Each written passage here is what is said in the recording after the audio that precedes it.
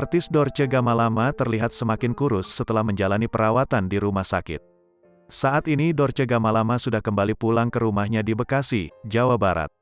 Sule bahkan mengunjungi Dorce Gamalama dan mengunggah foto kebersamaannya di akun media sosial.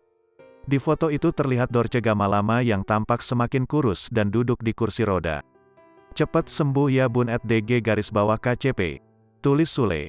Kamis, tanggal 30 Desember tahun 2021. Hetty Sudenjaya, kerabat Dorce Gamalama, mengatakan, saat ini artis serbabisa itu sedang memulihkan kesehatannya.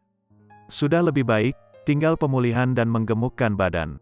Bunda sudah lebih baik meski kemana-mana pakai kursi roda karena nggak kuat berdiri lama," kata Hetty Sunjaya, Jumat, tanggal 31 Desember tahun 2021. Dorce Gamalama masih tetap memeriksakan kesehatannya di rumah sakit. "Bunda harus benar-benar istirahat dan makan teratur," ucap Hetty Sunjaya seraya berharap kesehatan Dorce Gamalama semakin baik.